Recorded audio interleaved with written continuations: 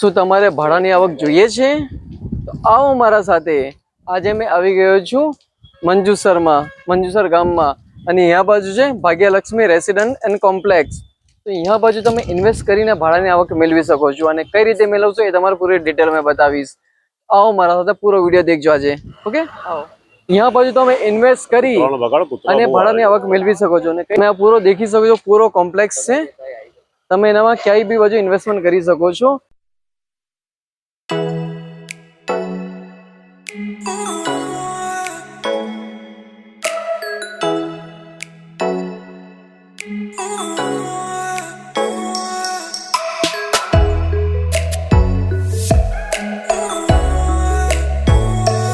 Bhagyalakshmi complex વિશે જે મંજુસરમાં આવેલું છે એના વિશે કોઈ માહિતી આપશો? ભાગ્યલક્ષ્મી છે ને એ અમારી કોમર્શિયલ અને રેસિડેન્ટ ટાવરની સ્કીમ છે. જે કોમર્શિયલમાં આખો કોમર્શિયલ ટાવર છે, એમાં નીચે ગ્રાઉન્ડ ફ્લોર અને ફર્સ્ટ ફ્લોર પર શોપ્સ છે, અને સેકન્ડ અને થર્ડ ફ્લોર પર અમે ઓફિસીસ બનાવેલી છે. ને બાજુમાં રેસિડેન્ટ ટાવર છે. રેસિડેન્ટ ટાવરમાં 6 ફ્લોરનું બિલ્ડિંગ છે આખું, ને એના અંદર અમે 1 BHK ફ્લેટનું આયોજન કરેલું છે.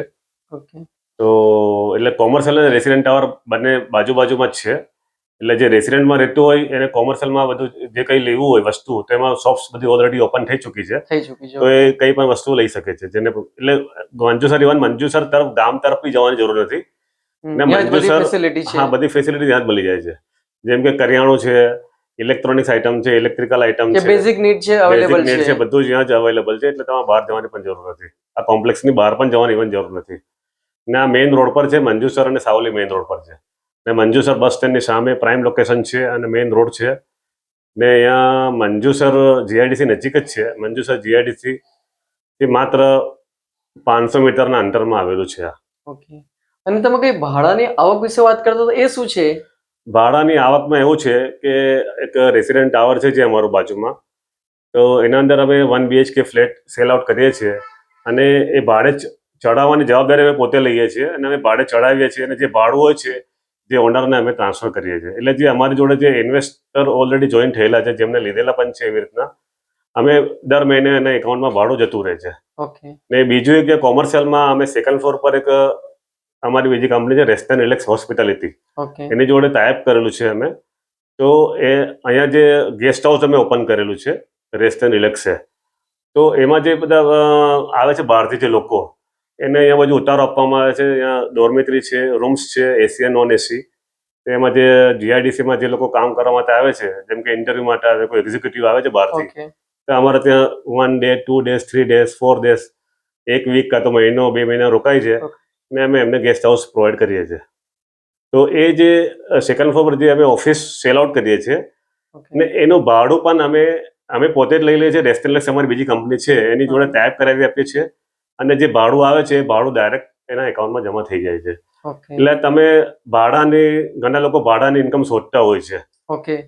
ઇન્વેસ્ટમેન્ટ કરવું હોય અને ભાડાની ઇન્કમ ચાલુ હોય, તો આ એક સારામાં સારું અને પોતે ઇન્વેસ્ટમેન્ટનું પર્પઝ સારામાં સારું છે કે જે અહીંયા રોકાણ કરી ને પોતાનું સિક્યોર ભાડાની ઇન્કમ મેળવી શકે છે. એને કોઈ ટેન્શન નથી કે ભાડું તો ઢૂંઢીને લાવો.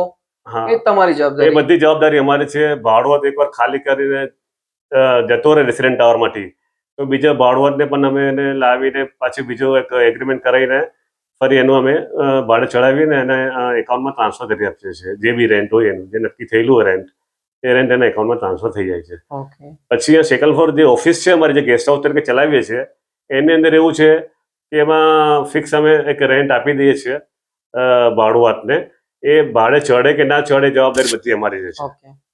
એટલે એને એવું જોવાનું પણ જરૂર નહીં કે મારું ભાડે ચડ્યું કે નથી ચડ્યું, પણ ખાલી કન્સર્ન એવી છે કે એ અમે એના એકાઉન્ટમાં ટ્રાન્સફર કરી દઈએ છીએ, એના એકાઉન્ટમાં રેન્ટ. સિટી એરિયામાં તમે જો કંઈક પ્રોપર્ટી લો, જેમ કે ફ્લેટ કે દુકાન લો, તો ઓલમોસ્ટ ત્યાં લો એના સામે ત્યાં બાજુ લગભગ 3 થી 4 ગણાનો ભાવ હોય છે. ત્યાં સમજો કે ત્યાં બાજુ તમે એક પ્રોપર્ટી લીધી 1 BHK યા 2 BHK, તો મિનિમમ તમારે 40 થી 50 લાખમાં પડે ત્યાં. તો ને ત્યાં અગેન્સ્ટ તમારું ભાડું બી બહુ ઓછું મળે ત્યાં. જ્યારે અહીં બાજુ અમે જે 1 BHK જે સેલ આઉટ કરીએ છીએ, એ હાર્ડલી 15 લાખની આજુબાજુ હોય છે, અને એમાં ભાડું બી સારું એવું રિટર્ન અમે આપીએ છીએ. એટલે મિનિમમ 6,000 રૂપિયા તમારું રિટર્ન મળે છે. કે અમે શ્યોર કરીએ કે 6,000 રૂપિયા તમારું મિનિમમ ભાડું મળશે. મિનિમમ તો મળે છે. હા, એટલું તો મળશે તમારે. તો તમારે લગભગ પિસ્તાલીસ લાખ તમે સમજો કે બજેટ લો અને હાર્ડલી ત્યાં 7,000 8,000 કે મેક્સિમમ 10,000 ભાડું મળે, એની અગેન્સ્ટમાં અહીંયા પછી તમે 3 ફ્લેટ લઈ શકો અને 3 ફ્લેટના તમે 6,000 ભાડું પકડો મિનિમમ, તો પછી તમારે 18,000 ભાડું થઈ જાય. એટલે ઓછા કેપિટલમાં તમારે રિટર્ન સારું મળે. તો તમે દેખ્યું કે ભાગ્યલક્ષ્મી કોમ્પ્લેક્સમાં જેટલી સ્કીમ હતી એ હતીમભાઈ બતાવી. જો અગર તમે ઇન્ટરેસ્ટેડ હોય તો વિડીયોમાં આપેલા નંબર પર કોન્ટેક્ટ કરજો. અને જે બી અગર માન લો કે ટાવર ઘણીવાર નથી આવતો અને કોલ તમે કરો છો તો વોઇસ મેસેજ નાખી દેજો વોટ્સઅપ પર, તો કોલ બેક તમારે હતીમભાઈ આપી દેશે. અને તમારે કોઈ બી ક્વેરી હોય, ક્વેશ્ચન હોય તો હતીમભાઈને તમે કરી શકો છો. આ હાઈલી રેકમેન્ડ યુ, એકવાર જરૂર કોન્ટેક્ટ કરજો આપ. ઓકે, થેન્ક યુ હતીમભાઈ. Thank you.